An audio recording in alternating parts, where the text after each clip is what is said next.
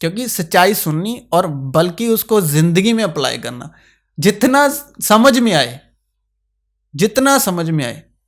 क्योंकि लिखा है जो कम से कम में वफादार है, कम से कम जितना समझ आए उसको जिंदगी में अप्लाई करना है और ग्लोरीफाई करना है उसको जिंदगी में से।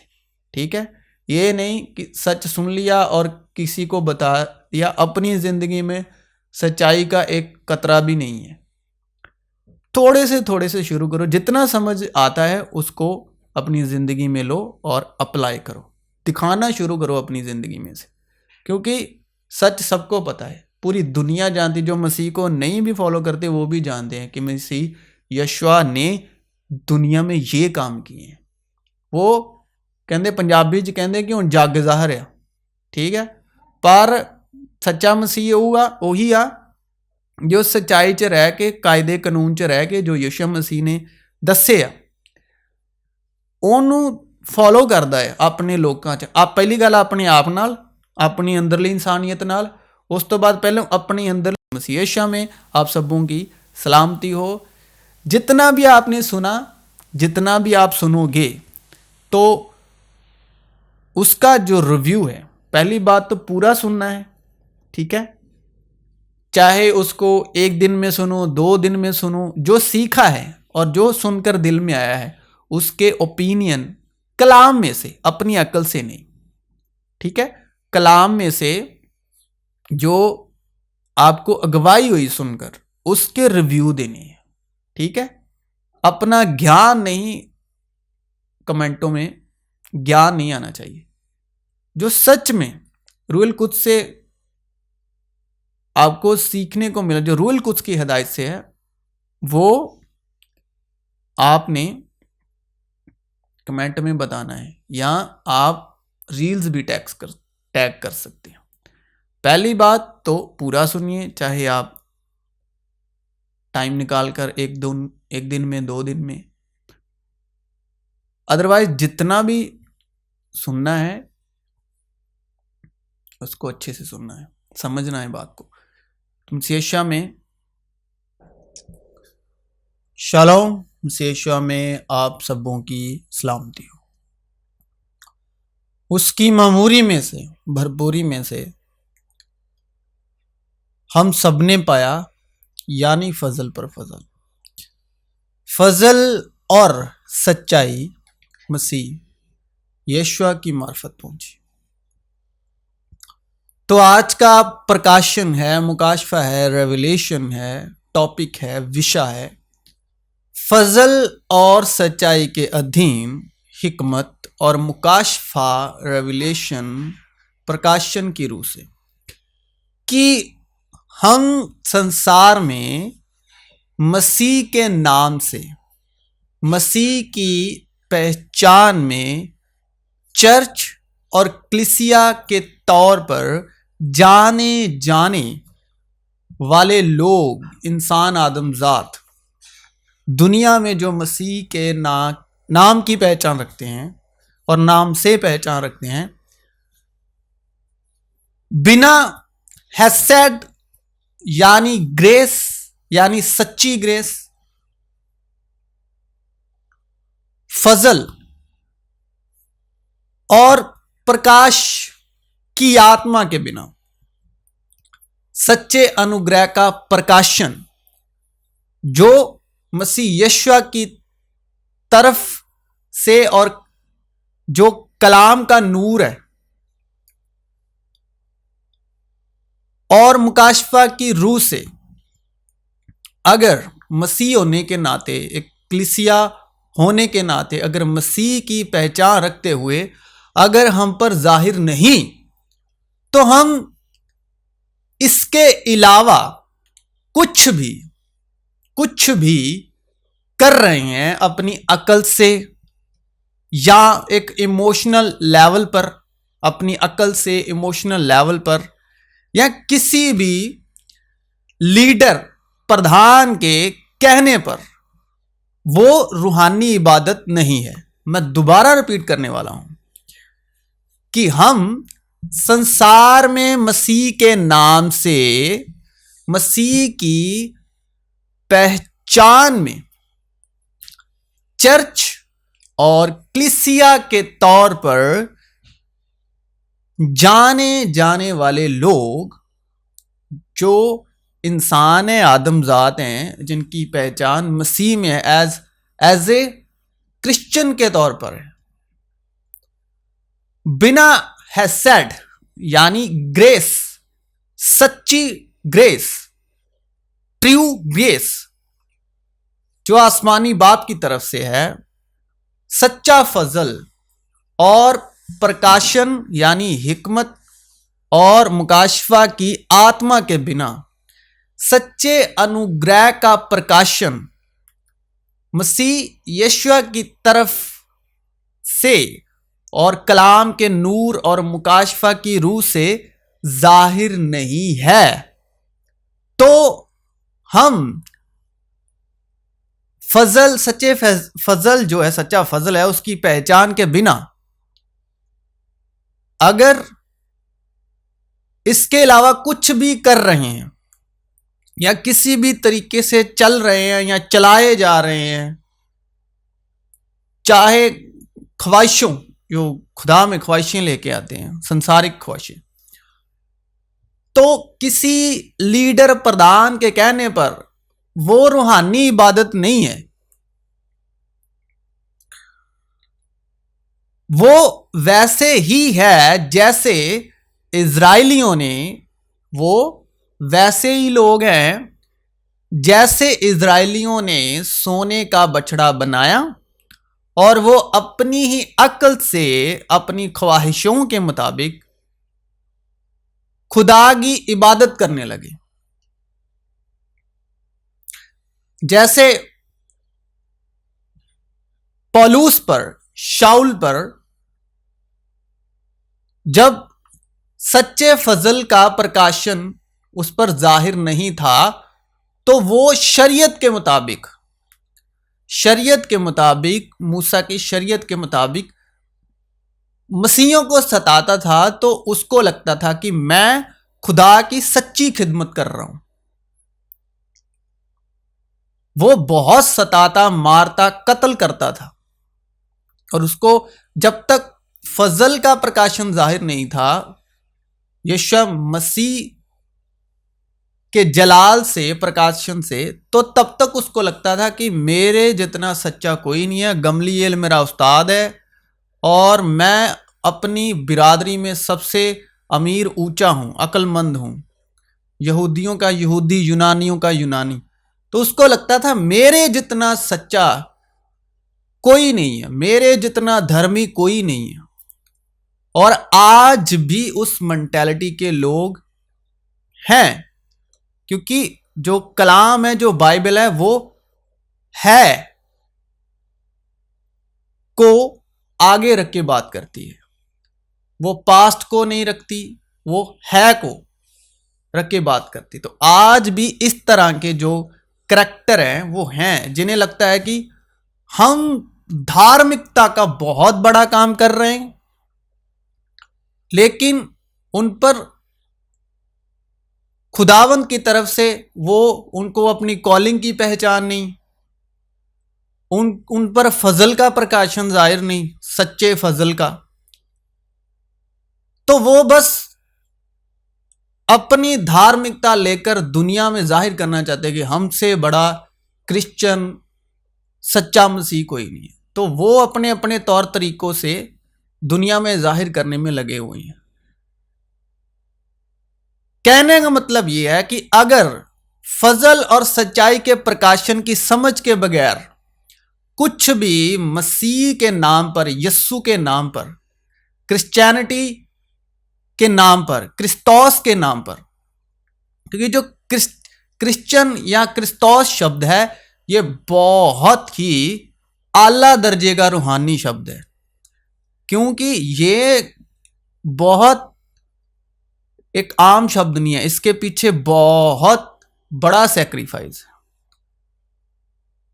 संसारिक तौर पर जिसको हम ये जानकर दावा करते हैं कि हम मसीह यीशु के नाम की इबादत कर रहे हैं। क्रिस्तोस का मतलब है सच्चाई की रूह। क्रिस्तोस सच्चाई की रूह, और सच्चाई की रूह बाप की तरफ से निकलती है। बाप, आसमानी बाप, रूहानी बाप, क्रिएटर एलोहीम एदोनाई, जो उसकी तरफ से रूह निकलती है उसको बोलते हैं क्रिस्तोस, उसको बोलते हैं क्रिश्चियन। संसारिक तौर पर जिसको हम ये जानकर दावा करते हैं कि हम मसीह यीशु के नाम की इबादत कर रहे हैं, तो वो इजराइलियों की तरह सोने का बछड़ा बनाया हुआ है कि वो खुदा के बारे में गैरत तो रखते हैं, गैरत तो रखते हैं, मगर समझ के साथ नहीं। किसकी समझ नहीं? सच्चे अनुग्रह की, सच्चे फजल की। इसलिए कि वो खुदा की रास्तबाजी से ना वाकिफ होकर, खुदा की रास्तबाजी से ना वाकिफ होकर और अपनी रास्तबाजी यानी अपनी धार्मिकता रास्तबाजी कायम करने की कोशिश करके, अपनी रास्तबाजी कायम करने की कोशिश करके खुदा की रास्तबाजी के ताबे ना हुए। खुदा की रास्तबाजी है मसीह यीशु, खुदा की रास्तबाजी है ईमान से, ईमान के लिए, ईमान के वसीले हासिल होती है। और हम तो सबके सब ऐसे हैं जैसे नापाक चीज। और लिखा भी है कि मसीह से अलग होकर तुम कुछ नहीं कर सकते। अगर मसीह से अलग होकर शरीयत को फिर शुरू करके शरीयत को पूरा करने की कोशिश कर रहे हो, तो मसीह से अलग होकर तुम कुछ नहीं कर सकते। और अनुग्रह से गिरे हुए वो लोग, जैसे लूसीफर गिरा हुआ है। और हम तो सबके सब ऐसे हैं जैसे नापाक चीज, और हमारी तमाम रास्तबाजी नापाक,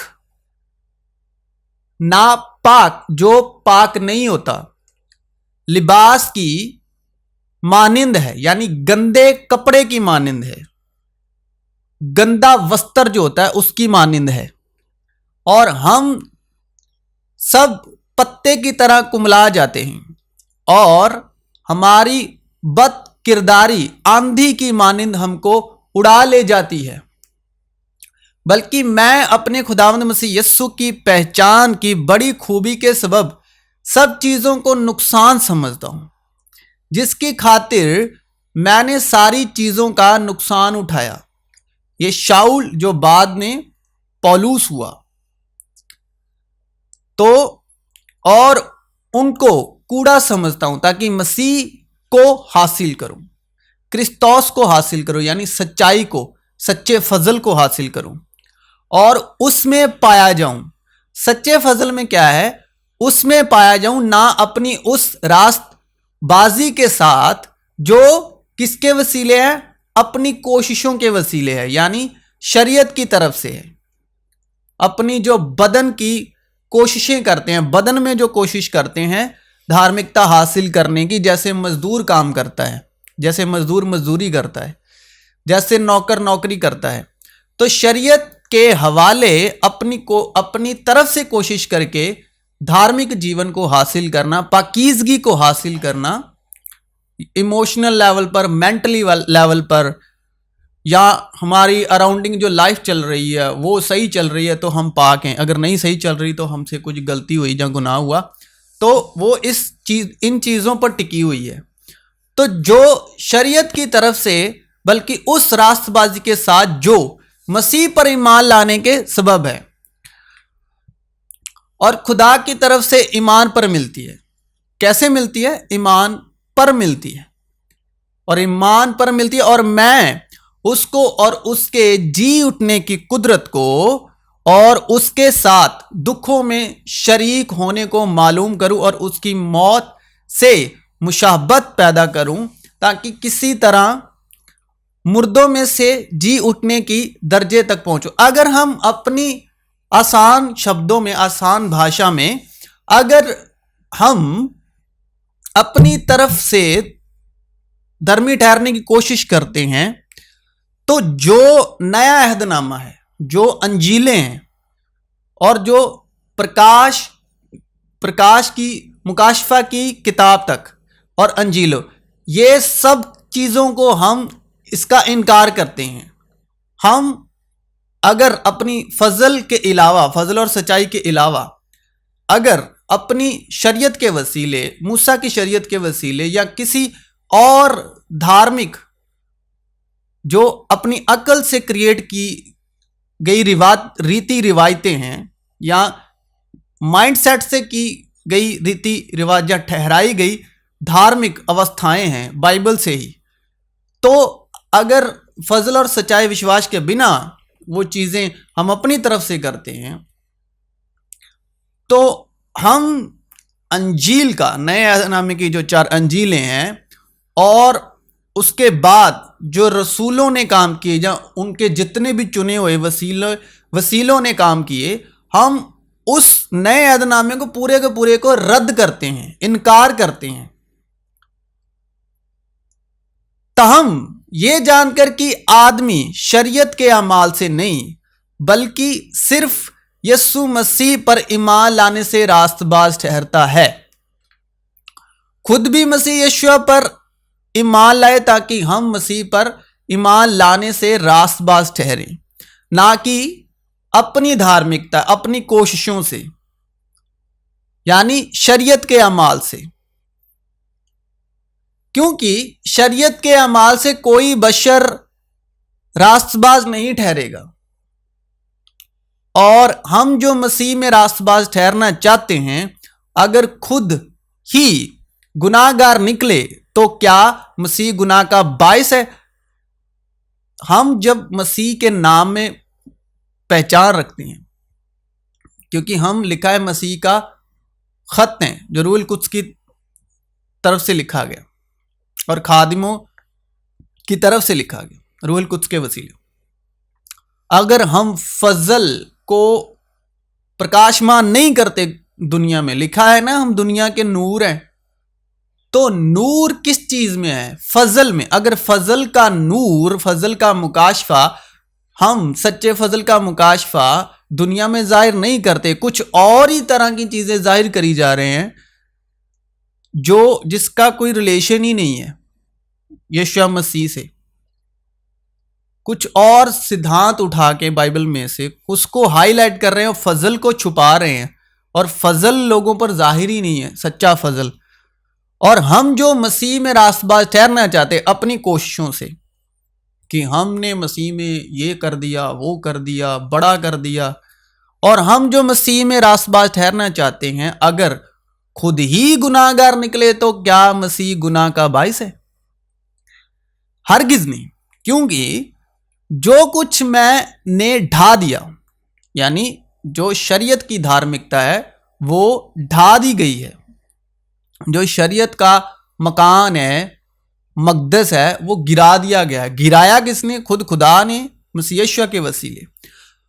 अगर उसे फिर बनाऊं, यानी वो रीति रिवाज जो एक प्रकाश की किताब में लिखा हुआ है कि जो मसीह से अलग होकर कुछ और अपना कुछ अंपायर खड़ा करना चाहते हैं मसीह यीशु के नाम पर, या अलग एम्पायर खड़ा करना चाहते हैं लेकिन नाम यीशु मसीह पर, वो शैतान की टोली है। या किसी कौम का नाम हाईलाइट करना चाहते हैं लेकिन मसीह यीशु के नाम पर, वो शैतान है, वो शैतान की मंडली है। मसीह से अलग होकर अगर वो कुछ और चीजें हाईलाइट करते हैं तो वो साफ साफ लिखा है कि वो शैतान का गिरोह है, शैतान की मंडली है। क्योंकि वो भी नूरानी फरिश्तों की शक्ल जो है वो शक्ल में आ जाता है, वो शक्ल में काम करता है, नूरानी फरिश्तों की शक्ल में। तो लिखा है इसमें कोई बड़ी बात नहीं। लेकिन हमारे पास एक जो सच्चा मसीह है, जो सच में मसीह से मोहब्बत करता है, उस पर यह प्रकाशन जाहिर होना बहुत जरूरी है। जो सच्चाई को ढूंढ रहा है, जो सच्चाई सुनना चाहता है, जिसको सच्चाई की भूख है, जिसको सच्चाई की प्यास है, अगर उसे फिर बनाऊं तो अपने आप को कसूरवार ठहराता हूं। चुनाची मैं शरीयत ही के वसीले शरीयत के एतबार से मर गया ताकि खुदा के एतबार से जिंदा हो जाऊं। मैं मसीह के साथ मसलूब हुआ हूं और अब मैं जिंदा ना रहा बल्कि मसीह मुझ में जिंदा है। यानी मसीह की रूह से मसीह जिंदा है, ना कि बदन की धार्मिकता से जिस्मानी तौर पर। और मैं जो अब जिस्म में जिंदगी गुजारना चाहता हूं तो खुदा के बेटे यानी बेटे की रूह है, जिंदगी की रूह है, बेटे की रूह जिंदगी की रूह है, क्रिस्तोस की बेटे पर ईमान लाने से गुजारता हूं, जिसने मुझसे मोहब्बत रखी और अपने आप को मेरे लिए मौत के हवाले कर दिया।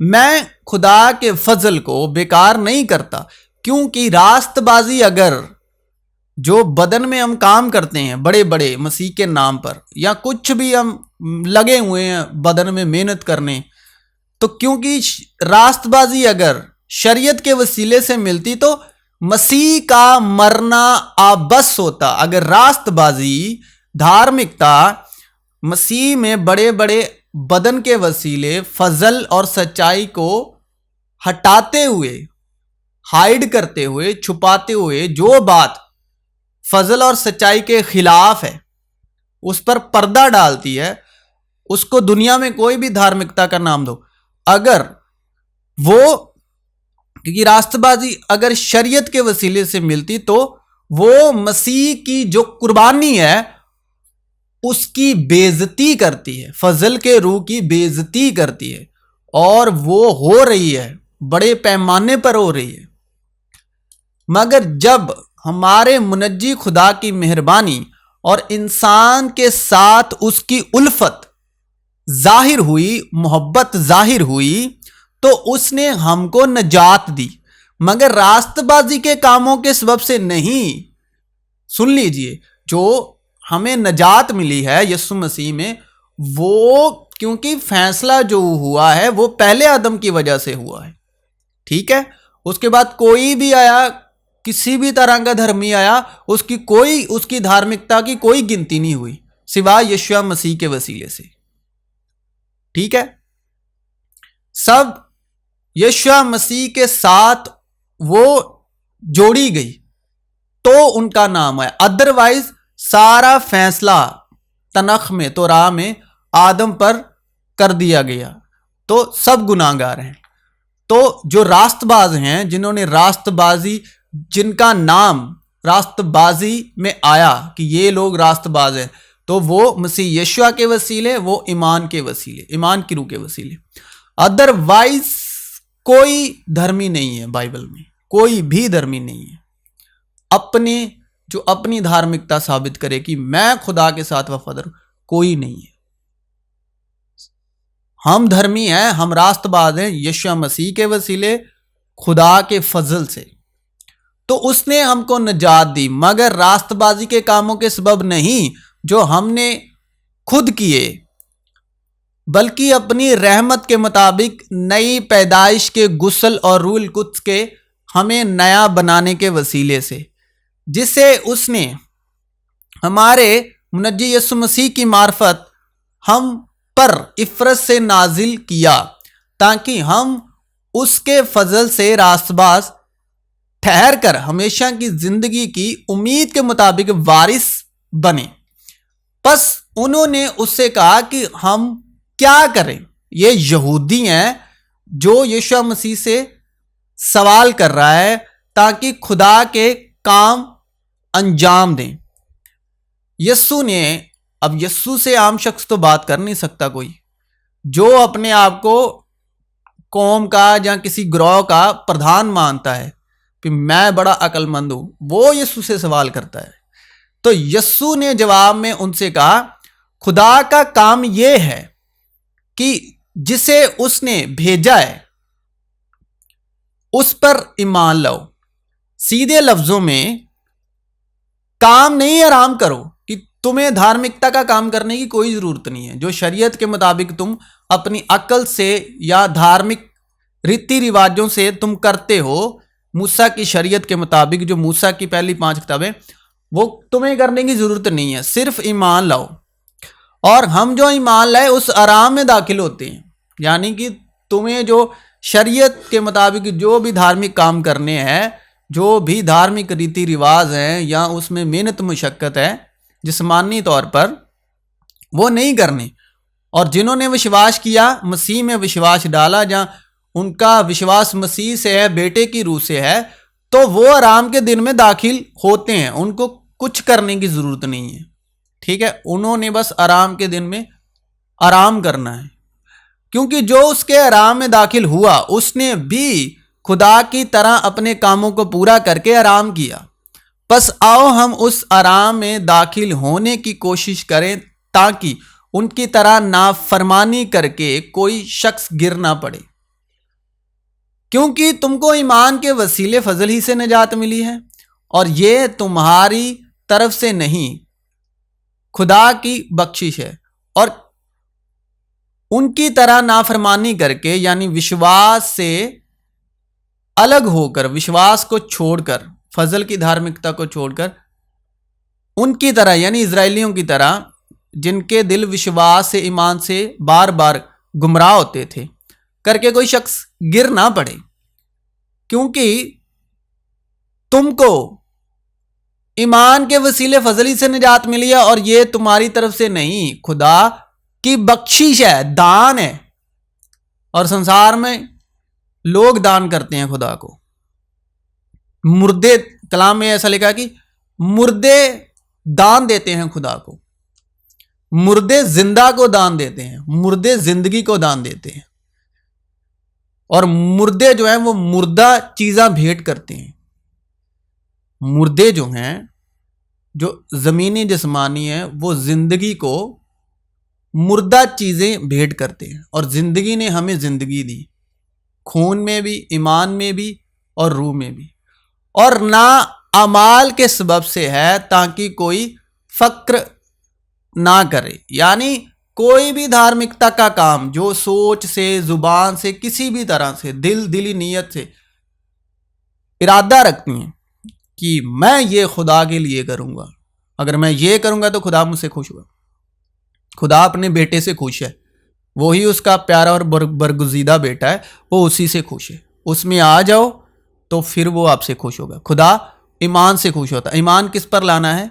यीशु मसीह पर, क्योंकि हम उसकी कारीगरी हैं, और मसीह यीशु में उन नेक अमाल के वास्ते मखलूक हुए जिनको खुदा ने पहले से हमारे करने के लिए तैयार किया था।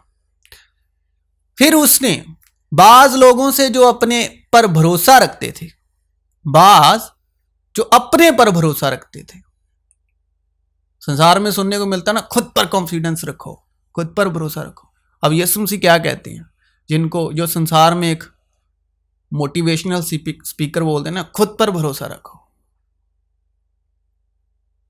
फिर उसने बाज लोगों से जो अपने पर भरोसा रखते थे, ठीक है, ये मोटिवेशनल स्पीकर भी सुन लें और जो मोटिवेशनल स्पीकरों को सुनते हैं वो भी सुन लें। अब यीशु क्या कहते हैं? फिर उसने बाज लोगों से जो अपने पर भरोसा रखते थे, अपने पर भरोसा कि हम रास्तबाज हैं, कि उनको अपने पर कॉन्फिडेंस, यहूदी कॉन्फिडेंस आ गई, हम तो धर्मी हैं। यीशु मसीह क्या है हमारे सामने, कि हम रास्तबाज हैं और बाकी आदमियों को नाचीज जानते थे। सुन लीजिए, बाकी आदमियों को नाचीज जानते थे। ये तमसील कही किसने कही? यीशु मसीह ने। वो आज भी बोल रहे हैं, ये उन्हीं का ही कलाम है, क्योंकि ये कुदरत जो सामने बैठी है ये उसकी है, और इस कुदरत पर हुकूमत उसकी है। ये जुबान खुदा ने दी है, ये ईमान खुदा ने दिया है। तो ये आज भी इस माटी में बैठकर वो बोलता है, और ये कलाम उसका है, ये रूह उसका है, क्योंकि कोई अपने इख्तियार से ये बातें बोल नहीं सकता। ये उसने इस पर इख्तियार जताया हुआ है, उसका इख्तियार है। तो वो आज भी यही बोल रहा है कि दो शख्स हैकल में दुआ मांगने गए। एक फरीसी, दूसरा महसूल लेने वाला, चंदा इकट्ठा करने वाला, टैक्स इकट्ठा करने वाला। फरीसी खड़ा होकर, अब ये वो लोग हैं जो अपने पर पूरा कॉन्फिडेंस है, तो अगर ये चंदा, फरीसी खड़ा होकर अपने जी में यूं दुआ मांगने लगा कि ऐ खुदा, मैं तेरा शुक्र करता हूं कि बाकी आदमियों की तरह जालिम, बेइंसाफ, जिनाकार या इस महसूल लेने वाले की मानिंद नहीं हूं। मैं हफ्ते में 2 बार रोजा, हाँ जी, रोजा रखने वाले सुन रहे हैं तो जरूर सुने, मैं हफ्ते में 2 बार रोजा रखता हूं। आजकल लोग 40-40 रोजे भी रखते हैं, बहुत ट्रेंड है इसका। लेकिन महसूल लेने वाले ने दूर खड़े होकर इतना भी ना चाहा कि आसमान की तरफ आंख उठाए, बल्कि छाती पीट पीट कर कहा कि ऐ खुदा, मुझ गुनाहगार पर रहम कर।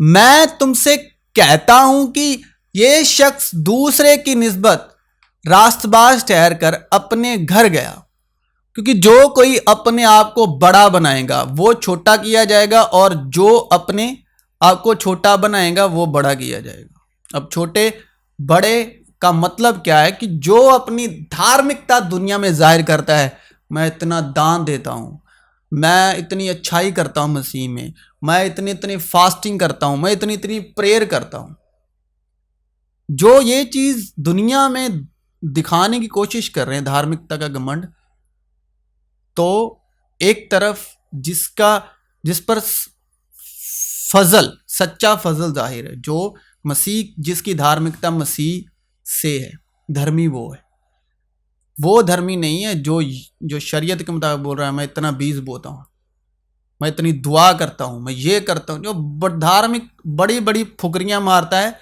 वो कलाम के अकॉर्डिंग धर्मी नहीं है, बल्कि कलाम के अकॉर्डिंग उससे बड़ा गुनाहगार नहीं है कि वो खुदा की रास्तबाजी की, यस्सु मसीह की रास्तबाजी की बेइज्जती कर रहा है, फजल के रूह की बेइज्जती कर रहा है। तो उसके हक में भी कलाम है, वो आगे जाकर बोलेंगे। जब लोगों ने देखा कि मूसा ने पहाड़ से उतरने में देर लगाई, अब ये वही लोग हैं जो अपनी धार्मिकता कुछ भी करी जा रहे हैं, इमोशनली, होशेपन में, कुछ भी जिस पर बस धार्मिकता का टैग, साइन, किसी जिसको अपना लीडर बनाया हुआ है, अपनी कानों की खुजली, अपनी ख्वाहिश के मुताबिक जो उन्हें चीकनी चौपड़ी बातें सुनाता है, उसको लीडर बनाया हुआ है, उससे वो साइन कर देता है कि कुछ भी कर सकते हो तुम, खुदा में सब कुछ अलाउ है। ये उनके लिए। और जब लोगों ने देखा कि मूसा ने पहाड़ से उतरने में देर लगाई, तो वो हारून के पास जमा होकर उससे कहने लगे कि उठ, हमारे लिए देवता बना दे। तो देवता हर जिस पर फजल और सच्चाई का प्रकाशन जाहिर नहीं, यीशु मसीह के वसीले बाप की तरफ से, उसका देवता इधर है। और जिसको ऑनर देता है उसका वो देवता है, जिसको फॉलो करता है फजल और सच्चाई को जाने बिना बाप की तरफ से, सच्चाई के रूप से, वो जिसको भी ऑनर दे रहा है वो उसका देवता है। उसने देवता ठहराया हुआ है अपनी कानों की खुजली के मुताबिक, अपने दिल की ख्वाहिश के मुताबिक, या अपनी दुनियावी मतलब ज़रूरत के मुताबिक, स्वाभाविक तौर पर, अपनी इच्छा के तौर पर, इमोशनल तौर पर, कि उठ हमारे लिए देवता बना दे जो हमारे आगे आगे चले, क्योंकि हम नहीं जानते कि इस मर्द मूसा को जो हमको मुल्क मिस्र से निकाल कर लाया क्या हो गया। हारून ने उनसे कहा, तुम्हारी बीवियों और लड़कों और लड़कियों के कानों में जो सोने की बालियां हैं उनको उतार कर मेरे पास ले आओ। चुनाची सब लोग उनके कानों से सोने की बालियां उतार उतार कर उनको हारून के पास ले आए और उसने उनको उनके हाथों से लेकर एक ढाला हुआ बछड़ा बनाया जिसकी सूरत छेनी से ठीक की। तब वो कहने लगे, ए इज़राइल, यही तुम्हारा वो देवता है जो तुमको मुल्के मिस्र से निकाल कर लाया। ये देखकर हारून ने उसके आगे एक कुर्बानगाह बनाई और उसने ऐलान कर दिया कि कल खुदावंद के लिए ईद होगी। और दूसरे दिन सुबह सवेरे उठकर उन्होंने कुर्बानियां चढ़ाई और यानी जो कुछ भी कर रहे हैं वो आजकल के जो अपने आप को धर्मी कहते हैं, जो क्रिश्चियन कहते हैं, वो फजल और सच्चाई के बिना, फजल और सच्चाई को जाने के बिना। और दूसरे दिन सुबह सवेरे उठकर उन्होंने कुर्बानियां चढ़ाई और सलामती की कुर्बानियां गुजरानी। फिर उन लोगों ने बैठकर खाया पिया और उठकर खेल कूद में लग गए। तब खुदावन ने मूसा को कहा, नीचे जा, क्योंकि तेरे लोग जिनको तू मुल्के मिस्र से निकाल लाया बिगड़ गए हैं। वो उस राह से जिसका मैंने उनको हुक्म दिया था बहुत जल्द फिर गए हैं। उन्होंने अपने लिए ढाला हुआ बछड़ा बनाया और उसे पूजा और उसके लिए कुर्बानी चढ़ाकर ये भी कहा कि ए इज़राइल, ये तुम्हारा वो देवता है, यानी इकरार किया, जो तुमको मिस्र के मुल्क से निकाल कर लाया। और खुदावन ने मूसा से कहा कि मैं इस कौम को देखता हूं कि ये गर्दनकश कौम है, यानी जो सच्चे फजल का नहीं, सच्चे ईमान का नहीं, वो गर्दनकश कौम है। इसलिए तू मुझे अब छोड़ दे कि मेरा गजब उन पर भड़के और मैं उनको भस्म कर दूं और मैं तुझे एक बड़ी कौम बनाऊंगा। खुदावन क्रिएट करने में बहुत समर्थी हैं। जब तुम यीशु मसीह ने कहा इस मकदस को उठा दो, मैं फिर तीसरे दिन उठा खड़ा करूं, क्रिएटर है वो सबसे पहले। जब तुम मसीह के साथ दुनियावी इब्तदाई बातों की तरफ से, क्रिएशन किस बिना पर करते हैं? ईमान पर, मोहब्बत पर। जब तुम मसीह के साथ दुनियावी इब्तदाई बातों की तरफ से मर गए तो फिर उनकी मानिंद जो दुनिया में जिंदगी गुजारते हैं, आदमियों के हुक्मों और तालीमों के मुआफिक ऐसे कायदों के क्यों पाबंद होते हो कि इसे ना छूना, उसे ना चखना, उसे हाथ ना लगाना, क्योंकि ये सारी चीजें काम में लाते लाते फना हो जाएंगी। इन बातों में अपनी इजाद की हुई इबादत और खाक सारी और जिस्मानी रियाजत के एतबार से हिकमत की सूरत तो है, मगर जिस्मानी ख्वाहिशों के रोकने में इनसे कुछ फायदा नहीं होता। ए रायाकारो, सुन लो, ए रायाकारो, यशाया ने तुम्हारे हक में क्या खूब नबूवत की कि ये उम्मत जो फजल और सच्चाई को नहीं जानती, जिन पर फजल और सच्चाई का मुकाशफा जाहिर नहीं, ईमान की रास्तबाजी जाहिर नहीं, ये उम्मत, ये लोग, ये कौम जो दावा करती है हम मसीह हैं, क्रिश्चियन हैं, ये उम्मत जुबान से तो मेरी इज्जत करती है मगर इनका दिल मुझसे दूर है और ये बेफायदा मेरी प्रस्तिश करते हैं क्योंकि आदमियों के हुक्मों की तालीम देते हैं। और वो यहूदियों की कहानियों, स्टोरियों, यहूदियां ਦੀਆਂ ਜਿਹੜੀਆਂ कहानियां है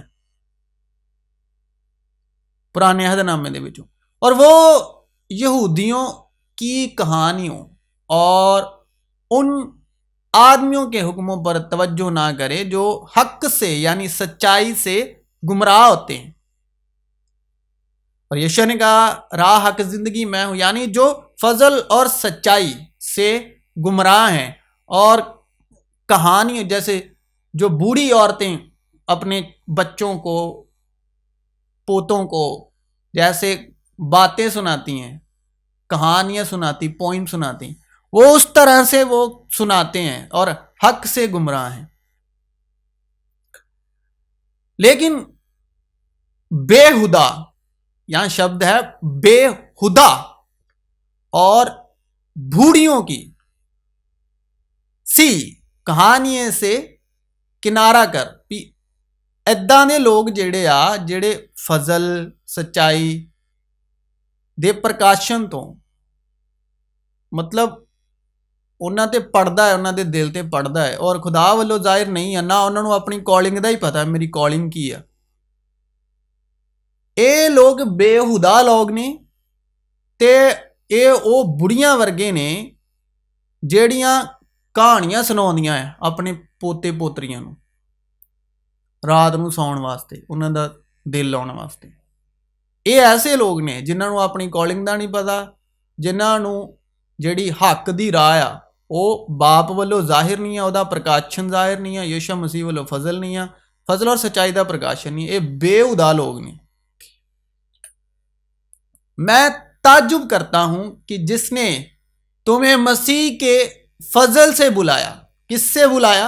फजल से बुलाया तो मतलब जिन्होंने बुलाहट या कॉलिंग या उससे तुम इस कदर जल्द फिरकर किसी और तरह की खुशखबरी की तरफ, यानी जिदे च यसु मसीह दा सच्चा फजल प्रकाश के तौर पर, रेवलेशन के तौर पर जाहिर नहीं।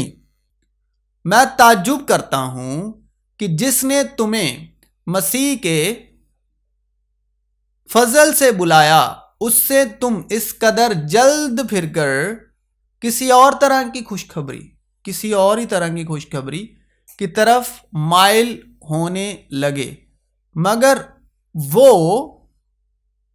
दूसरी नहीं अलबत्ता बाज ऐसे हैं जो तुम्हें घबरा देते और मसीह यानी डराते हैं, क्योंकि खुदा ने हमें डर की रूह नहीं दी, जो घबरा देते और मसीह की खुशखबरी बिगाड़ना चाहते हैं। लेकिन अगर हम या आसमान का कोई फरिश्ता भी उस खुशखबरी के सिवा जो हमने तुम्हें सुनाई कोई और खुशखबरी तुम्हें सुनाए तो श्रापित हो। जैसा हम पेशतर कह चुके हैं 2 बार, वैसा ही अब मैं फिर कहता हूं कि उस खुशखबरी के सिवा जो तुमने कबूल की थी, अगर कोई तुम्हें और खुशखबरी सुनाता है तो मालूम हो, यानी श्रापित हो। ऐ भाइयों, मैं तुम्हें जताए देता हूं कि जो खुशखबरी मैंने सुनाई वो इंसान की सी नहीं, क्योंकि वो मुझे इंसान की तरफ से नहीं पहुंची, क्योंकि फजल और सच्चाई मसीह यीशु की मार्फत पहुंची, और ना मुझे सिखाई गई, बल्कि यीशु मसीह की तरफ से मुझे उसका मुकाशफा हुआ। देखो, मैंने तुमको इख्तियार दिया कि सांपों और बिच्छुओं को कुचलो और दुश्मन की सारी कुदरत पर गालिब आओ, और तुमको हरगिज किसी चीज से जरर ना पहुंचेगा। बस उनके फलों से तुम उन्हें पहचान लोगे। जो मुझसे ए खुदावन कहते हैं, उनमें से हर एक आसमान की बादशाहत में दाखिल ना होगा, मगर वही जो मेरे आसमानी बाप की मर्जी पर चलता है। उस दिन बहुतेरे मुझसे कहेंगे, ए खुदावन, क्या हमने तेरे नाम से नबूवत नहीं की, और तेरे नाम से बदरूहों को नहीं निकाला, और तेरे नाम से बहुत से मौजे नहीं किए, यानी मिरेकल्स नहीं किए, चमत्कार नहीं किए। उस वक्त मैं उनसे साफ कह दूंगा कि मेरी कभी तुमसे वाकफियत ना थी। ऐ बदकारों, मेरे पास से चले जाओ। तो भी इससे खुश ना हो कि रूहें तुम्हारे ताबी हैं, बल्कि इससे खुश हो कि तुम्हारे नाम आसमान पर लिखे हुए हैं। तुम किताबे मुकद्दस में ढूंढते हो क्योंकि समझते हो कि उसमें हमेशा की जिंदगी तुम्हें मिलती है, और यह वो है जो मेरी गवाही देती है, फिर भी तुम जिंदगी पाने के लिए मेरे पास आना नहीं चाहते। क्योंकि खुदा का गजब उन आदमियों की तमाम बेदीनी और नाराजगी पर आसमान से जाहिर होता है जो हक को, सच्चाई को, राह, हक, जिंदगी, फजल है, फजल और सच्चाई को नाराजगी से दबाए रखते हैं। क्योंकि जो कुछ खुदा की निस्बत मालूम हो सकता है वो उनके बातिन में जाहिर है, इसलिए कि खुदा ने उसको उन पर जाहिर कर दिया। यीशु मसीह के वसीले से, रूहुल कुद्स के वसीले से, सच्चाई की रूह के वसीले से, हिकमत और मुकाशफा की रूह के वसीले से, अंजील के वसीले से। क्योंकि खुदा का गजब उन आदमियों के तमाम बेदीनी और नाराजगी पर आसमान से जाहिर होता है जो हक को नाराजगी से दबाए रखते हैं। क्योंकि जो कुछ खुदा की निस्बत मालूम हो सकता है वो उनके बातिन में जाहिर है, इसलिए कि खुदा ने उसको उन पर जाहिर कर दिया। क्योंकि उसकी अनदेखी सिफतें यानी उसकी अजली कुदरत और अलोहियत दुनिया की पैदाइश के वक्त से बनाई हुई चीज़ों के जरिए से मालूम होकर साफ नजर आती है, यहां तक कि उनको कुछ उज़र बाकी नहीं। इसलिए कि अगरचे उन्होंने खुदा को जान तो लिया मगर उसकी खुदाई के लायक उसकी बड़ाई और शुक्रगुजारी ना की, बल्कि बातिल ख्यालात में पड़ गए और उनके बेसमझ दिलों पर अंधेरा छा गया। वो अपने आप को दाना जताकर बेवकूफ़ बन गए और गैर फानी खुदा के जलाल को फानी इंसान और परंदों और चौपाओं और कीड़े मकोड़ों की सूरत में बदल डाला। इस वास्ते खुदा ने उनके दिलों की ख्वाहिशों के मुताबिक उन्हें नापाकी में छोड़ दिया कि उनके बदन आपस में बेहुरमत किए जाएं, इसलिए कि उन्होंने खुदा की सच्चाई को बदलकर झूठ बना डाला और मखलूकात की ज़्यादा प्रस्तिश की और इबादत की बानिस्बत उस खालिक के जो अब तक महमूद है। आमीन।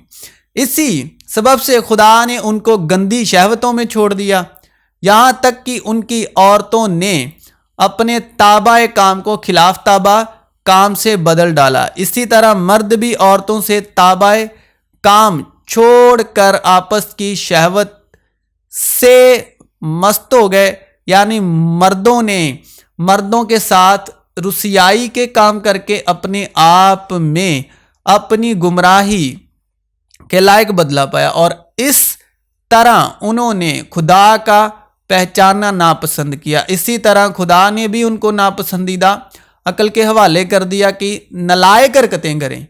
बस वो हर तरह की नाराजगी, बदी, लालच, बदखवाही से भर गए और हसद, खुरेजी, झगड़े, मकारी, बुगत से मामूर हो गए और गिब्बत करने वाले, बदगो, खुदा की नज़र में नफरती, औरों के बेइज्जत करने वाले, मगरूर, शेखीबाज, बदियों के बानी, माँ बाप के नाफरमान, बेवकूफ़, अहद शिकन, ताबा मोहब्बत से खाली, बेरहम हो गए।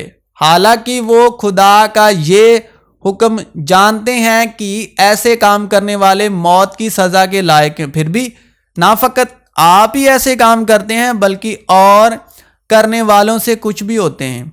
क्योंकि हक की पहचान हासिल करने के बाद अगर हम जान बूझ कर गुनाह करें तो गुनाहों की कोई और कुर्बानी बाकी नहीं रही। हाँ, अदालत का एक हौलनाक इंतज़ार और गज़बनाक आतिश बाकी है जो मुखालफों को खा लेगी। जब मूसा की शरीयत का नाम मानने वाला 2 या 3 शख्सों की गवाही से बगैर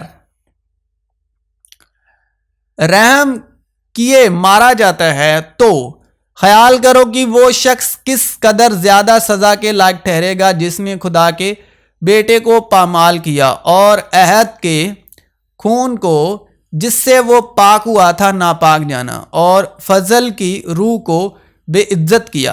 क्योंकि उसे हम जानते हैं जिसने कहा कि इंतकाम लेना मेरा काम है, बदला मैं ही दूंगा। और फिर यह कि खुदावंद अपनी उम्मत की अदालत करेगा। जिंदा खुदा के हाथों में पड़ना हौलनाक बात है। फजल और सच्चाई के बगैर जो मसीह यीशु की मार्फत पहुंची, इसके अलावा पूरी बाइबल में, तनख में, तोरा में, नए अहदनामे में कोई और दूसरी तालीम ना थी, ना है और ना होगी रहती कुदरत तक। और बाइबल कोई ज्ञान की मुकद्दस किताब नहीं है। बाइबल अब्बा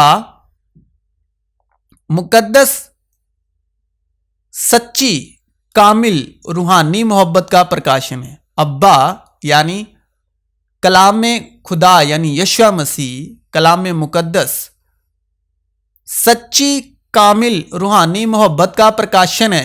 यह कोई ज्ञान की मुकद्दस किताब नहीं है। हम जानते हैं, बल्कि यह ज्ञान को, संसारिक ज्ञान को रद्द करती है, संसार के ज्ञानियों को रद्द करती है। हम जानते हैं कि हम सब इल्म रखते हैं, इल्म गरूर पैदा करता है, लेकिन मोहब्बत तरक्की का बायस है। लूसीफर के पास इल्म तो है और उस इल्म में घमंड से मगरूर है, मामूर है, मगर वो आसमानी, रूहानी, सच्ची, कामिल मोहब्बत से खाली है, सच्चाई की रूह से खाली है। और जो खाली हैं वो इसी अबलीस से हैं, जो सिर्फ बाइबल को, किताब मुकद्दस को ज्ञान की किताब मानते हैं। क्योंकि रूहुल कुद्स जो हमको बख्शा गया है, उसके वसीले से खुदा की मोहब्बत हमारे दिलों में डाली गई है। क्योंकि जब हम कमज़ोर ही थे तो ऐन वक्त पर मसीह बेदीनियों की खातिर मोया, किसी रास्तबाज की खातिर भी मुश्किल से कोई अपनी जान देगा, मगर शायद किसी नेक आदमी के लिए कोई अपनी जान तक देने की जरूरत करे। लेकिन खुदा अपनी मोहब्बत की खूबी हम पर यूं जाहिर करता है कि जब हम गुनाहगार ही थे तो मसीह हमारी खातिर मोया। बस जब हम उसके खून के बायस अब रास्तबाज ठहरे तो उसके वसीले से गज़बे इलाही से ज़रूर ही बचेंगे।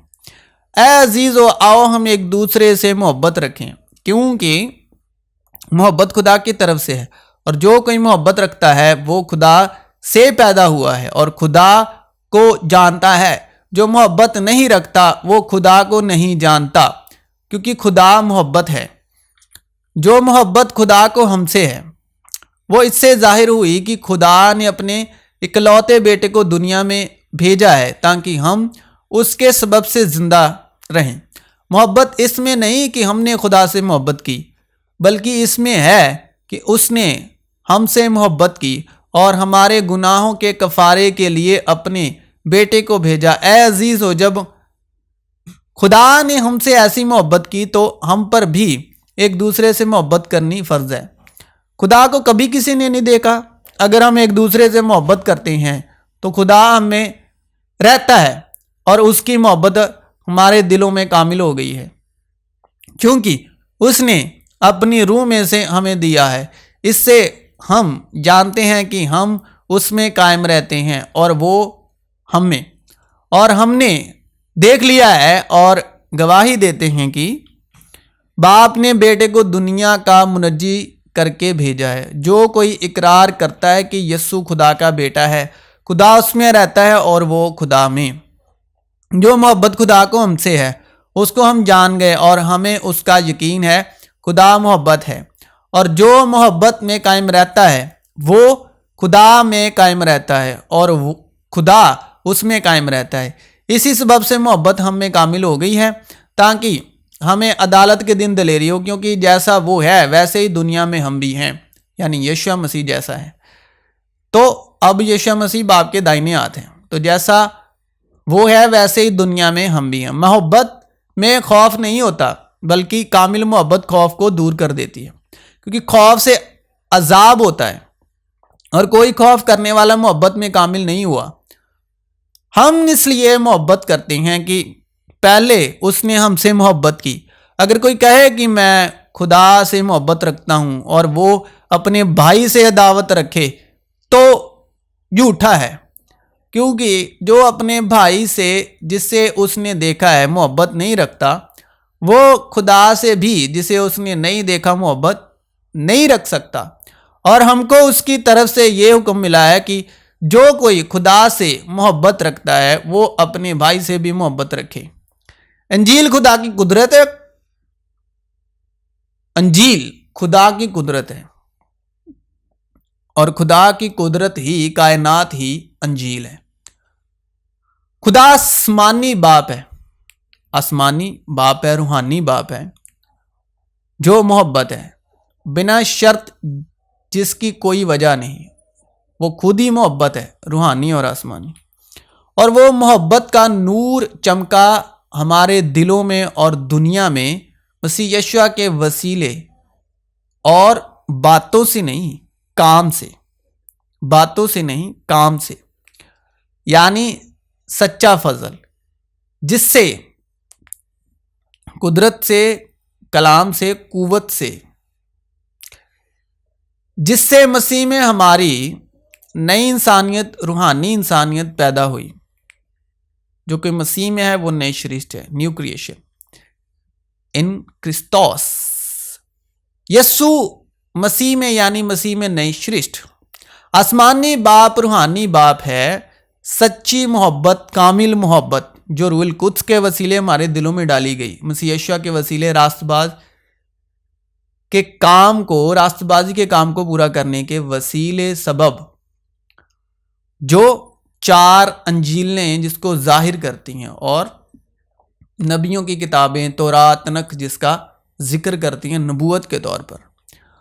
और सच्ची रूहानी कामिल मोहब्बत को दुनिया में प्रकाशमान किया, सच्चे फजल के वसीले। और फजल और सच्चाई मसीह यीशु की मार्फत पहुंची। और फजल और सच्चाई में है हमेशा की जिंदगी, यानी जिंदगी की रूह, बेटे की रूह। वो हासिल होती है ईमान की रूह के वसीले। और ईमान की रूह पैदा होती है, बस ईमान सुनने से पैदा होता है, और सुनना मसीह के कलाम से। बस मैं तुम्हें जताता हूं कि जो कोई खुदा की रूह की हिदायत से बोलता है, वो नहीं कहता कि यीशु मालून है, यानी श्रापित है। क्योंकि तौरात में, पुराने अहदनामे में लिखा है, जो कि लकड़ी पर लटकाया गया वो लानती है। और ना कोई रूहुल कुद्स के बगैर कह सकता है कि यीशु खुदावंद है, यीशुआ मसीह खुदावंद है। ये रूहुल कुद्स के बगैर कोई नहीं कह सकता। जिसके अंदर रूहुल कुद्स है, वो ही सच्चे हृदय से, सच्चाई की रूह से, दिल से कहता है। दिली नियत, इरादे को जांचता है ना खुदा, तो वो कहता है कि यीशु खुदावंद है, रूहुल कुद्स के वसीले। और रूहुल कुद्स जिसके पास नहीं है, वो यीशु मसीह का इकरार नहीं कर सकता। जिंदा करने वाली तो रूह है, जिस्म से कुछ फायदा नहीं। जो बातें मैंने तुमसे कही हैं वो रूह हैं और जिंदगी भी हैं।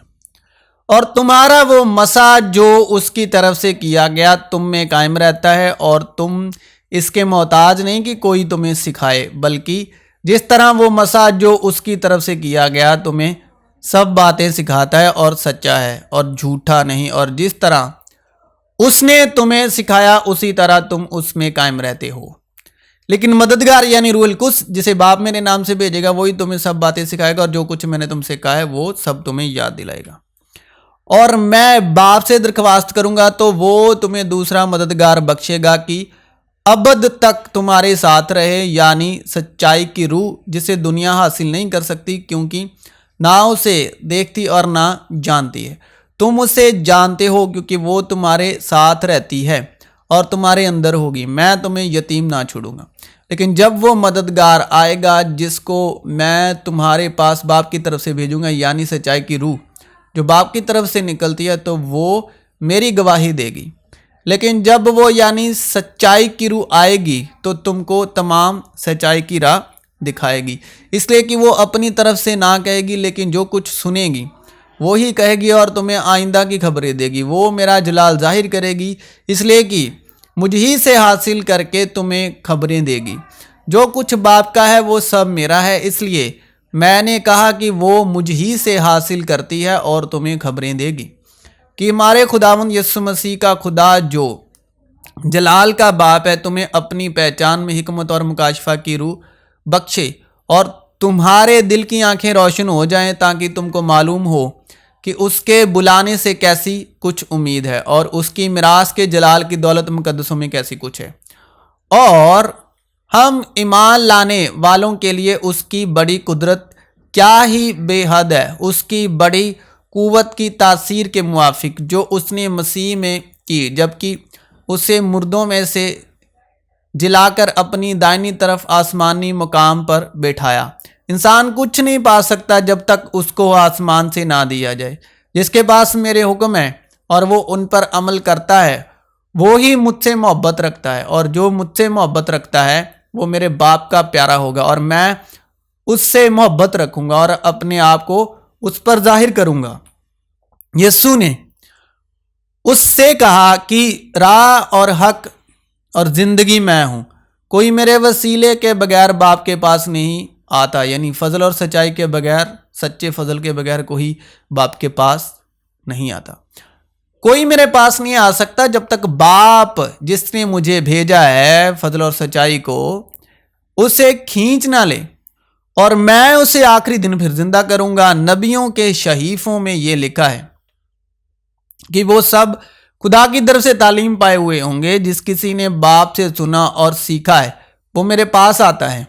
कोई बेटे को नहीं जानता सिवा बाप के, और कोई बाप को नहीं जानता सिवा बेटे के और उसके जिस पर बेटा उसे जाहिर करना चाहे। ऐ अजीजों, हर एक रूह का यकीन ना करो, बल्कि रूहों को आजमाओ कि वो खुदा की तरफ से हैं या नहीं, क्योंकि बहुत से झूठे नबी दुनिया में निकल खड़े हुए हैं। बस अब जो मसीह यीशु में हैं उन पर सजा हो, बस अब जो मसीह यीशु में हैं उन पर सजा का हुक्म नहीं, यानी जिनके अंदर मसीह यीशु की रूह है। बशर्ते कि खुदा की रूह तुम में बसी हुई है, मगर जिसमें मसीह की रूह नहीं वो उसका नहीं। और अगर मसीह की रूह तुम में है तो बदन गुनाह के सबब से मुर्दा है, मगर रूह रास्तबाजी के सबब से जिंदा है। खबरदार रहो कि क्या सुनते हो, बस खबरदार रहो कि तुम किस तरह सुनते हो। बस हम क्या कहें कि हमारे जिस्मानी बाप इब्राहिम को क्या हासिल हुआ, क्योंकि अगर इब्राहिम अमाल से रास्तबाज ठहराया जाता तो उसको फक्र करने की जगह होती, लेकिन खुदा के नज़दीक नहीं। किताब मुकद्दस क्या कहती है? यह कि इब्राहिम खुदा पर ईमान लाया और ये उसके लिए रास्तबाजी गिना गया। काम करने वाले की मजदूरी बख्शिश नहीं बल्कि हक समझी जाती है, मगर जो शख्स काम नहीं करता बल्कि बेदीन के रास्तबाज ठहराने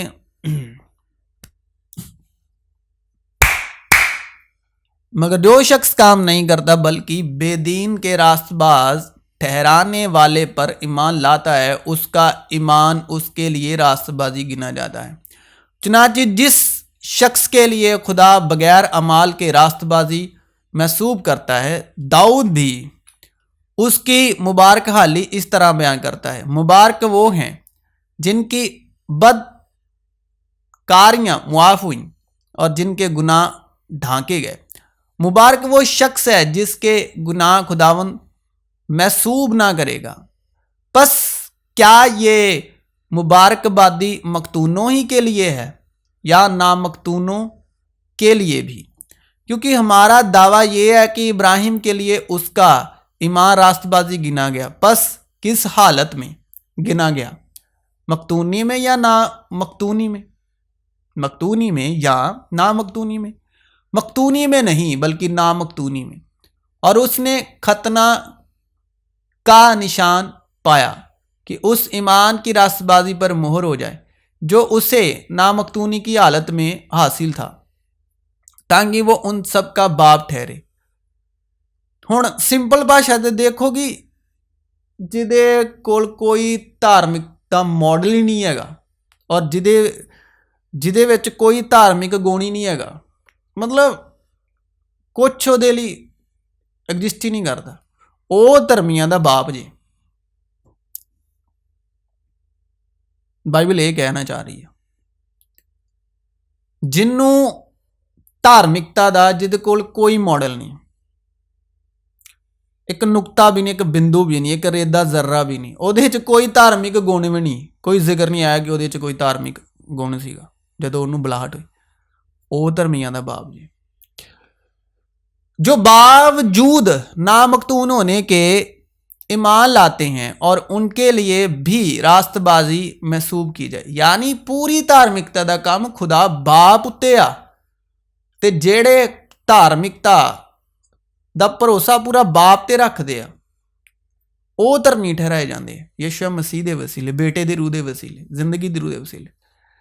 और उन मखतूनों का बाप हो जो ना सिर्फ मखतून है बल्कि हमारे बाप इब्राहिम के उस ईमान की भी पैरवी करते हैं जो उसे नामकतूनी की हालत में हासिल था, क्योंकि ये वादा वो दुनिया का वारिस होगा ना इब्राहिम से ना उसकी नस्ल से शरीयत के वसीले से किया गया था, बल्कि ईमान की रास्तबाजी के वसीले से। ਆਪਾਂ खुद दुनिया 'ਚ ਆਪਣੇ ਆਪ ਨੂੰ ਧਰਮੀ ਠਹਿਰਾਉਂਦੇ ਆ ਜੋ ਸਾਡੇ ਕੋਲ ਇੱਕ ਧਾਰਮਿਕ ਮਾਡਲ ਆ ਬਾਈਬਲ ਦੇ ਵਿੱਚ ਧਾਰਮਿਕ ਸਿਧਾਂਤ, ਪਰ ਉਹਨੂੰ ਜਾਣਦੇ ਕਿਹਦੇ ਨਾਂ ਨਾਲ ਆ? ਖੁਦਾਵੰਦ ਖੁਦਾ ਨੂੰ, ਇਬਰਾਹਿਮ, ਇਸਹਾਕ, ਯਕੂਬ ਦਾ ਖੁਦਾ। ਜਦ ਕਿ ਬਾਈਬਲ ਕਹਿੰਦੀ ਕਿ ਉਹਨਾਂ ਨੇ ਕੋਈ ਧਾਰਮਿਕਤਾ ਦਾ ਕੋਈ ਏਡਾ ਵੱਡੇ ਕੰਮ ਨਹੀਂ ਕੀਤੇ, ਕੋਈ ਉਹਨਾਂ ਕੋਲ ਨਿਸ਼ਾਨ ਚਿੰਨ੍ਹ ਨਹੀਂ ਸੀ ਹੈਗਾ ਧਾਰਮਿਕਤਾ ਦਾ ਕਿ ਉਹ ਖੁਦਾ ਦੇ ਸਾਹਮਣੇ ਆਪਣੀ ਧਾਰਮਿਕਤਾ ਲੈ ਕੇ ਜਾਣ, ਬਲਕਿ ਖੁਦਾ ਨੇ ਖੁਦ ਆਪਣੇ ਆਪ ਨੂੰ ਉਹਨਾਂ ਦੇ ਜ਼ਾਹਿਰ ਕੀਤਾ ਆਵਾਜ਼ ਰਾਹੀਂ, ਸੁਪਨਿਆਂ ਰਾਹੀਂ, ਦਰਸ਼ਨਾਂ ਰਾਹੀਂ। ਤੇ ਉਹ ਚੱਲਦੇ ਗਏ, ਉਹ ਆਵਾਜ਼ ਰਾਹੀਂ ਦਰਸ਼ਨਾਂ ਨੂੰ ਫੋਲੋ ਕਰਦੇ ਰਹੇ ਵਿਸ਼ਵਾਸ ਨਾਲ, ਸੱਚੇ ਵਿਸ਼ਵਾਸ ਨਾਲ, ਜੋ ਉਹਨਾਂ ਦੇ ਇਹ ਸੱਚੇ ਵਿਸ਼ਵਾਸ ਦਾ ਭੇਤ ਉਤਰਿਆ ਸੀ। ਤੇ ਅੱਜ ਆਪਾਂ ਮੈਥਡ 'ਚ ਪੈ ਗਏ ਹਾਂ, ਧਾਰਮਿਕਤਾ ਦੇ ਮੈਥਡ 'ਚ ਪੈ ਗਏ। ਇੱਦਾਂ ਨਹੀਂ, ਇੱਦਾਂ ਕਰਨਾ ਚਾਹੀਦਾ, ਇੱਦਾਂ ਨਹੀਂ, ਇੱਦਾਂ ਕਰਨਾ ਚਾਹੀਦਾ, ਇੱਦਾਂ ਕਰੋਗੇ ਤੁਹਾਡਾ ਬੁਰਾ ਹੋ ਜਾਊਗਾ, ਚੰਗਾ ਕਰੋਗੇ ਤੁਹਾਡੇ ਨਾਲ ਚੰਗਾ ਹੋ ਜਾਊਗਾ। ਇਹ ਸ਼ਰੀਅਤ ਆ ਮੂਸਾ ਦੀ, ਸਾਰਾ ਕੁਝ ਖੁਦਾ ਤੇ ਟਿਕਿਆ ਹੋਇਆ। ਧਾਰਮਿਕ ਖੁਦਾ ਲਾਉਂਦੀ ਹੈ, ਧਾਰਮਿਕਤਾ ਜਿਹੜੀ ਆ ਪਾਕੀਜ਼ਗੀ ਖੁਦਾ ਲਾਉਂਦੀ, ਕੋਈ ਪਾਕ ਨਹੀਂ ਹੋ ਸਕਦਾ ਔਰ ਕੋਈ ਵੀ ਕਿਸੇ ਵੀ ਤਰ੍ਹਾਂ ਉਹਦੀ ਧਾਰਮਿਕਤਾ ਖਰੀਦ ਨਹੀਂ ਸਕਦਾ ਕੁਛ ਵੀ ਕਰਕੇ, ਕਿਉਂਕਿ ਲਿਖਿਆ ਕਿ ਅਗਰ ਖੁਦਾ ਹੀ ਨਾ ਘਰ ਬਣਾਏ ਤੇ ਘਰ ਬਣਾਉਣ ਵਾਲੇ ਦੀ ਮਿਹਨਤ ਹੀ ਵਿਅਰਥ ਆ। ਤੇ ਜੇ ਖੁਦਾ ਹੀ ਨਾ ਰਾਖੀ ਕਰੇ ਤੇ ਜਿਹੜਾ ਸ਼ਹਿਰ ਦਾ ਰਾਖਾ ਹੈ ਨਾ ਉਹਦਾ ਜਾਗਣਾ ਹੀ ਵਿਅਰਥ ਹੈ। क्योंकि अगर शरीयत वाले ही वारिस हों तो ईमान बेफायदा रहा ना और वादा ला हासिल ठहरा। क्योंकि शरीयत जिहड़ा है ना, जो तुसीं शरीयत नूं फॉलो करदे तो यस उदों खुदावंद खुदा दा मतलब जिन्हों आपां पंजाबी च कहने खून खौलदा गज़ब, शरीयत गज़ब पैदा करदी। क्योंकि शरीयत तो गज़ब पैदा करती है, क्योंकि शरीयत गुनाह ਨੂੰ ਪ੍ਰਕਾਸ਼ਮਾਨ ਕਰਦੀ ਹੈ। ਸ਼ਰੀਅਤ ਜਿਹੜੀ ਗੁਨਾਹ ਨੂੰ ਜਿੰਦਾ ਕਰਦੀ ਹੈ। ਤੇ ਜਦੋਂ ਸ਼ਰੀਅਤ ਮੂਸਾ ਦੇ 10 ਹੁਕਮ ਲੈ ਕੇ ਜਾਓਗੇ ਤੇ ਤੁਹਾਡਾ ਗੁਨਾਹ ਸਾਹਮਣੇ ਆ ਜਾਣਾ ਖੁਦਾ ਦੇ, ਤੇ ਖੁਦਾ ਨੂੰ ਗੁੱਸਾ ਹੀ ਹੋਣਾ।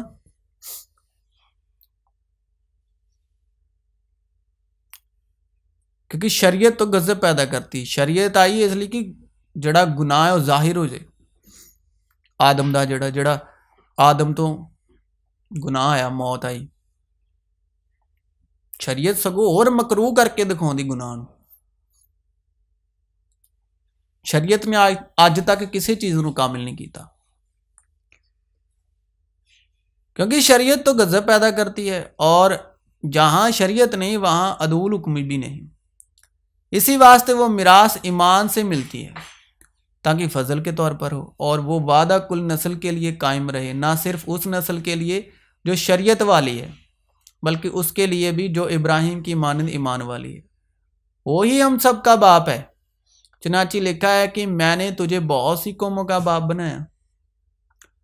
उस खुदा के सामने जिस पर वो ईमान लाया और जो मुर्दों को जिंदा करता है और जो चीज़ें नहीं हैं, जड़ियाँ चीज़ें हैं ही नहीं, उनको इस तरह बुला लेता है कि गोया वो हैं।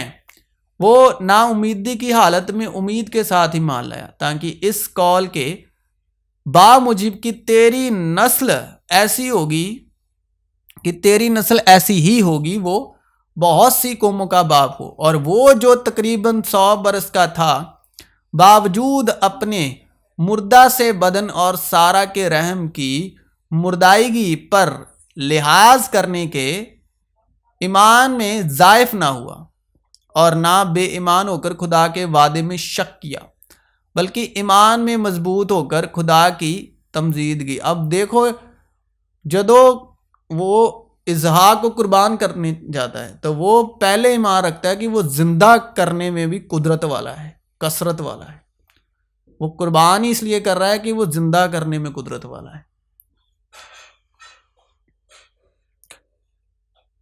और ना बेईमान होकर खुदा के वादे में शक किया, बल्कि ईमान में मजबूत होकर खुदा की तमजीद की और उसको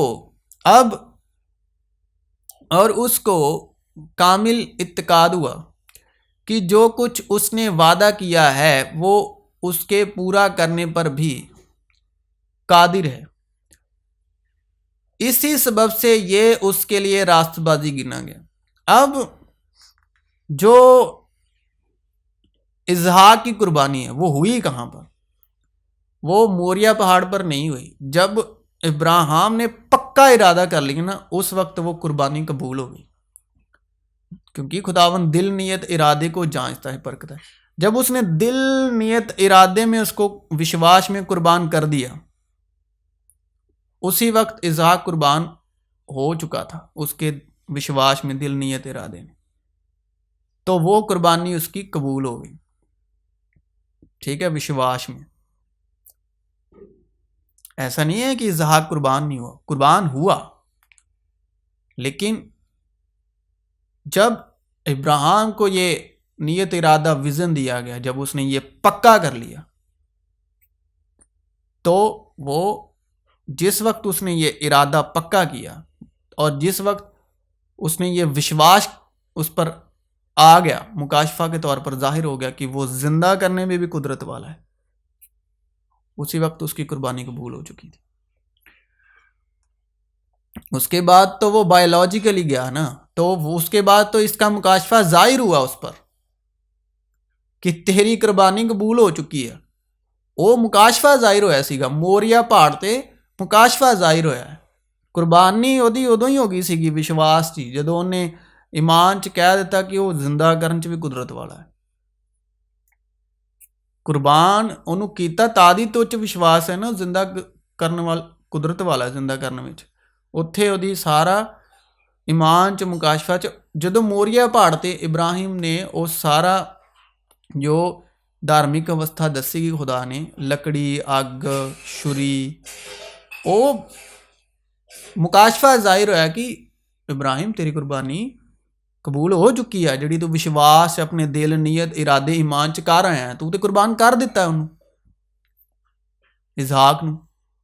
तो बायोलॉजिकली उन्होंने दसिया कि मैं तेरी ईमान च कुर्बानी कबूल कर ली। इसी सबब से ये उसके लिए रास्तबाजी गिना गया, और ये बात कि ईमान उसके लिए रास्तबाजी गिना गया ना सिर्फ उसके लिए लिखी गई बल्कि हमारे लिए भी, जिनके लिए ईमान रास्तबाजी गिना जाएगा, इस वास्ते कि हम उस पर ईमान लाए हैं जिसने हमारे खुदावन यस्सु को मुर्दों में से जिलाया। वो हमारे कसूरों के लिए हवाले कर दिया गया और हमारे रास्तबाज ठहरने के लिए जिलाया गया। तो उसने हमको नजात दी, मगर रास्तबाजी के कामों के सबब नहीं जो हमने खुद किए, बल्कि अपनी रहमत के मुताबिक नई पैदाइश के गुस्ल और रूल कुद्स के हमें नया बनाने के वसीले से। और किताब मुकद्दस ने पेशतर से ये जानकर कि खुदा गैर कौमों को ईमान से रास्तबाज ठहराएगा, पहले ही से इब्राहिम को ये खुशखबरी सुना दी कि तेरे बायस सारी कौमें बरकत पाएंगी। क्योंकि जेड़े यीशु मसीह ना, वो खुदा बाप दे ईमान च उस दिन ही कुर्बान हो गए सीगे जिस दिन उन्हें आदम ने गुनाह कर लिया। लेकिन जेड़ी जिस्मानी अकल आ, जिस्मानी समझ आ, ओदे लई जिस्मानी तौर ते ओ जिस्म च जेड़ा विश्वास दा जेड़ा काम है उन्होंने करना पिया, जिस्मानी लोगों लिए, जमीनी लोगों लिए। अदरवाइज सी यीशु उस दिन ही कुर्बान हो गए सीगे जिस दिन आदम ने वो हुक्म अदूलगी की, यानी नाफरमानी की। जिस दिन आदम ने नाफरमानी की ना, ਯਿਸੂ ਮਸੀਹ ਉਸ ਦਿਨ ਹੀ ਕੁਰਬਾਨ ਹੋ ਗਏ ਸੀਗੇ ਵਿਸ਼ਵਾਸ ਦੇ ਵਿੱਚ ਖੁਦਾ ਬਾਪ। ਲੇਕਿਨ ਜਿਸ ਜ਼ਮੀਨੀ ਜਿਸਮਾਨੀ ਲੋਕਾਂ ਲਈ ਧਰਤੀ ਦੇ ਜਿਸਮ 'ਚ ਮੁਜੱਸਮ ਹੋ ਕੇ ਕਲਾਮ ਨੇ ਉਹ ਫਿਰ ਜ਼ਮੀਨੀ ਜਿਸਮਾਨੀ ਲੋਕਾਂ ਲਈ ਉਹ ਕੰਮ ਨੂੰ ਕਰਕੇ ਵਿਖਾਇਆ, जिस्मानी अखां ली, जिस्मानी कन्ना ली। तो उसने हमको निजात दी मगर रास्तबाजी के कामों के सबब नहीं जो हमने खुद किए, बल्कि अपनी रहमत के मुताबिक नई पैदाइश के गुसल और रूहुल कुद्स के हमें नया बनाने के वसीले। और किताब मुकद्दस ने पेशतर से ये जानकर कि खुदा गैर कौमों को ईमान से रास्तबाज ठहरेगा, पहले ही से इब्राहिम को ये खुशखबरी सुना दी कि तेरे बायस सारी कौमें बरकत पाएंगी।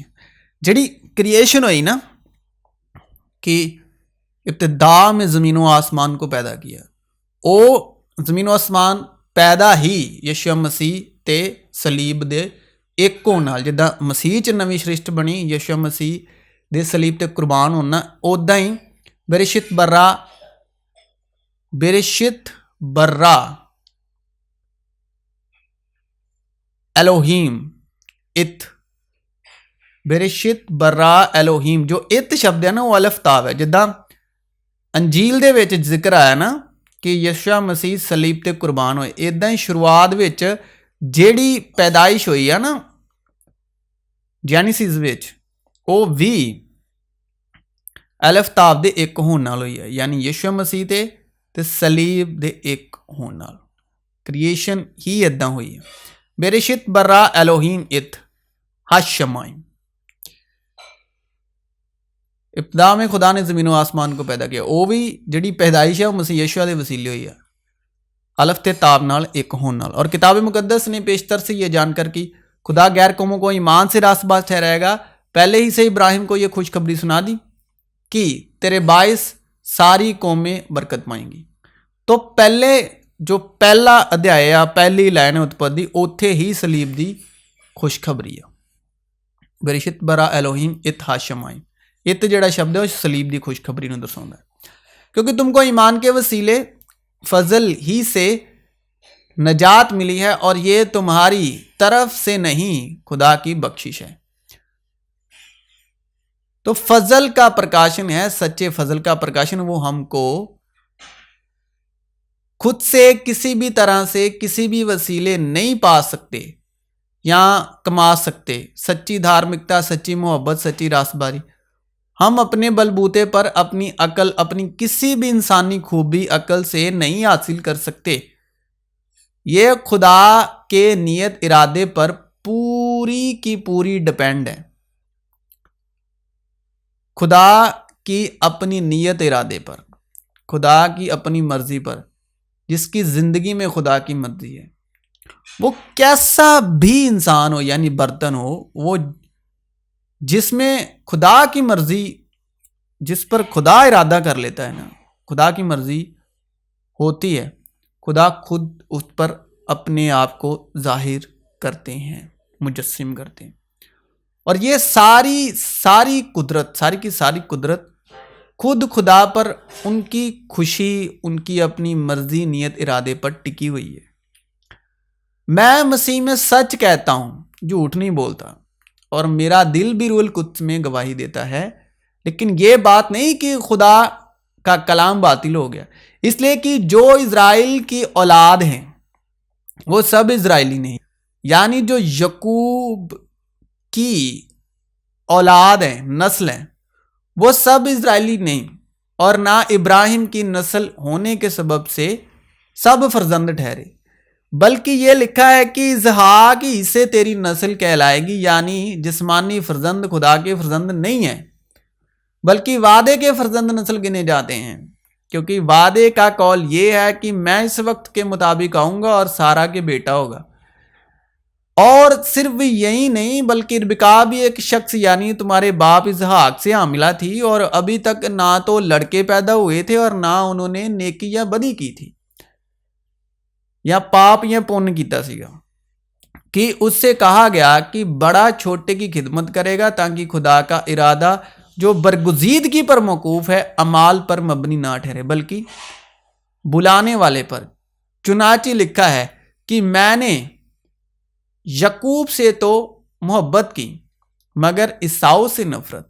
बस हम क्या कहें, क्या खुदा के हाँ बेइंसाफी है? हरगिज नहीं, क्योंकि वो मूसा से कहता है कि जिस पर रहम करना मंजूर है उस पर रहम करूंगा, और जिस पर तरस खाना मंजूर है उस पर तरस खाऊंगा। बस ये ना इरादा करने वाले पर मुनस्सिर है, ना दौड़ धूप करने वाले पर, बल्कि रहम करने वाले खुदा पर। क्योंकि किताब मुकद्दस में फरौन से कहा गया है कि मैंने इसीलिए तुझे खड़ा किया है कि तेरी वजह से अपनी कुदरत जाहिर करूं और मेरा नाम तमाम रोए ज़मीन पर मशहूर हो। बस वो जिस पर चाहता है रहम करता है और जिसे चाहता है उसे सख्त कर देता है। ऐ इंसान, भला तू कौन है जो खुदा के सामने जवाब देता है? क्या बनी हुई चीज़ बनाने वाले से कह सकती है कि तूने मुझे क्यों ऐसा बनाया? क्या कुम्हार को मिट्टी पर इख्तियार नहीं कि एक ही लौंदे में से एक बर्तन इज्जत के लिए बनाए और दूसरा जो है वो बेइज्जती के लिए? बस क्या ताज्जुब है अगर खुदा अपना गजब जाहिर करने और अपनी कुदरत आश्कारा करने के इरादे से गजब के बर्तनों के साथ जो हलाकत के लिए तैयार हुए थे निहायत तहम्मुल से पेश आया। और ये गजब के बर्तन इजराइलियों को बोल रहा है, और ये इसलिए हुआ कि अपने जलाल की दौलत रहम के बर्तनों के जरिए से आश्कारा करे जो उसने जलाल के लिए पहले से तैयार की थी, यानी हमारे जरिए से जिन्होंने उसने ना फकत यहूदियों में से बल्कि गैर कौमों से भी बुलाया। चुनांचे होशिया की किताब में भी खुदा यूं फरमाता है कि जो मेरी मनरनत ना थी उसे अपनी उम्मत कहूंगा, और जो प्यारी ना थी उसे प्यारी कहूंगा। और ऐसा होगा कि जिस जगह उनसे ये कहा गया था कि तुम मेरी उम्मत नहीं हो, उसी जगह वो जिंदा खुदा के बेटे कहलाएंगे। मोहब्बत साबिर है, मेहरबान। जो मोहब्बत नहीं रखता वो खुदा को नहीं जानता, क्योंकि खुदा मोहब्बत है। खुदावन रहमो करम है, कहर करने में धीमा और शफकत में गनी। तो मसीह यीशु में आप सबों की सलामती हो।